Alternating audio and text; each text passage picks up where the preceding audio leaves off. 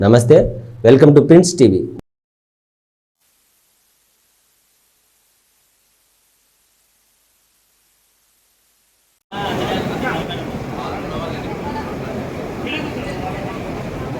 కాలంగా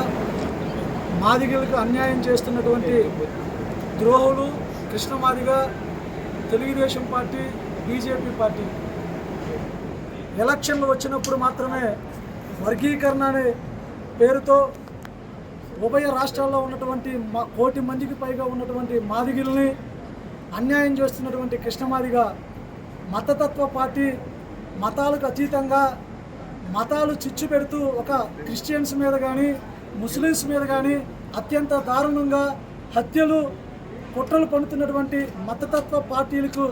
మద్దతు తెలపడం అనేది కృష్ణమాదిగ మాదిగలు చేసినటువంటి ద్రోహంగా భావిస్తున్నాం. ఎలక్షన్లప్పుడు 2014 ఎలక్షన్లకు ముందు వస్తున్నా మీకోసం పాదయాత్రలో పెద్ద మాదిగని అవుతానని చెప్పి మాదిగ డప్పు కొట్టి పెద్ద మాదిగ అని చెప్పినటువంటి చంద్రబాబు నాయుడు గారు మాదిగల ఓట్లతో 2014లో గెలిస్తే 2014 నుంచి 2019 వరకు వర్గీకరణ అంశాన్ని మాట్లాడకుండా కృష్ణమాదిగ అనే వ్యక్తిని ఈ రాష్ట్రంలోకి అడుగు పెట్టనివ్వకుండా అత్యంత దారుణంగా అడ్డుకున్నటువంటి చంద్రబాబు నాయుడు గారు అదేవిధంగా ఆ రోజు ఏర్పాటు చేసినటువంటి కురుక్షేత్ర మహాసభలో కార్యక్రమాన్ని చేయనీయకుండా సభను అడ్డుకొని ఆ సభకి వెళ్ళినటువంటి వ్యక్తులు ఎవరైతే ఉన్నారో వాళ్ళందరి మీద ఎంఆర్పిఎస్ నాయకుల మీద కేసులు కట్టి అత్యంత దారుణంగా చూశారని కూడా ఈ సందర్భంగా తెలియజేస్తున్నా. ఆ కేసులన్నిటిని కూడా జగన్మోహన్ రెడ్డి గారు మొన్న జీవో ఇచ్చి ఏ కురుక్షేత్ర సభ ద్వారా అయితే మాదిగల కోసం ప్రయత్నం చేసి సభను విజయవంతం చేసి వర్గీకరణ అంశాన్ని ముందుకు తీసుకెళ్ళాలి, సభ ద్వారా ఒక అల్టిమేట్ ఇవ్వాలనుకున్నటువంటి సభను అడ్డుకొని కేసులు కట్టినటువంటి వ్యక్తుల మీద కేసులు మొత్తం కూడా తీసివేసి మాదిగలకి పెద్ద మాదిగగా నిలబడ్డాడు జగన్మోహన్ రెడ్డి గారు. వర్గీకరణ ద్వారా హామీలు ఇచ్చి 10 సంవత్సరాల పాటు ఎన్డీఏ కూటమిగా ఉన్నటువంటి బీజేపీ పార్టీ ఈరోజు అధికారంలో 10 ఏళ్ళు ఉన్నా సరే వర్గీకరణ అనే అంశం మీద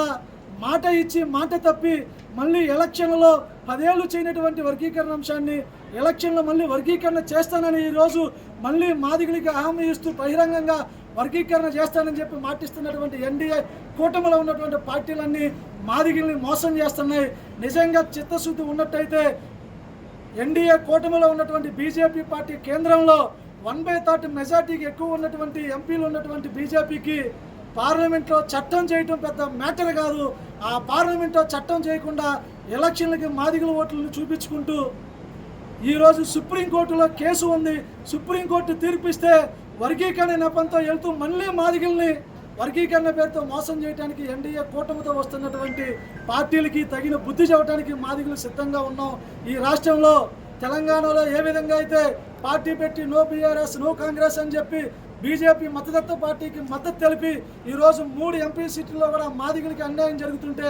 అడగలేని పరిస్థితుల్లో ఉన్నాం. ఆ పరిస్థితి ఆంధ్ర రాష్ట్రంలో రానివ్వం. జగన్మోహన్ రెడ్డి గారు ఇస్తున్నటువంటి పథకాల ద్వారా సంక్షేమ ఫలాల ద్వారా దాదాపు 27 పథకాలకు పైగా విద్యా దీవెన కాని నుంచి మిగిలిన వసతి దీవెన కానీ విద్యార్థులు పిల్లలు బడికి పోతే వస్తున్నటువంటి 15,000 రూపాయలు కానీ 20,000 రూపాయలు పొందుతూ ఈరోజు ఎస్సీలో ఉన్నటువంటి బిడ్డలందరూ కూడా సంతోషంగా బడులకు వెళ్తూ విద్య యొక్క ప్రాముఖ్యతని ఈ రాష్ట్రంలో జగన్మోహన్ రెడ్డి గారి ప్రభుత్వం ద్వారా ఎస్సీ ఎస్టీ బీసీ పేద వర్గాల బిడ్డలకు అందబట్టి ఈరోజు చదువులో ముందున్నాం. డాక్టర్ బాబాసాహెబ్ అంబేద్కర్ అంటరాని కులాల్లో పుట్టి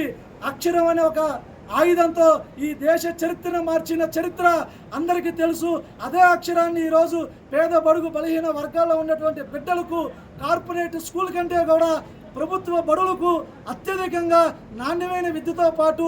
ఆహారాన్ని అందిస్తూ ఏ పేద బిడ్డకు కూడా ఏ బాధలు కలగకుండా సంపూర్ణంగా చదువుకొని తల్లిదండ్రులు కూడా బడికి పిల్లలను పంపించే విధంగా ఏర్పాటు చేసినటువంటి విద్యా దీవెనల ద్వారా ఎంతోమంది పిల్లలకు నాడు నేడు ద్వారా మా పిల్లలు కూడా ఉన్నతమైనటువంటి స్కూళ్ళతో పోటీ పడే విధంగా ప్రభుత్వ స్కూళ్ళు ఏర్పాటు చేయడం మా బిడ్డలు బ్రహ్మాండంగా చదువుకొని వాళ్ళ రానున్న రోజుల్లో ఒక ఐఏఎస్ ఐపీఎస్ ఆఫీసర్లతో పాటు ఉన్నతమైన ఉద్యోగాలు పొందడానికి ఈ రాష్ట్రంలో ఏర్పాటు చేసినటువంటి ఇంగ్లీష్ మీడియం మా పేద బడుగు బలహీన వర్గాల పిల్లలకు చాలా మంచి విషయంగా కొనియాడుతూ రానున్న రోజుల్లో జరుగుతున్న ఎలక్షన్లో మే 13వ తారీఖున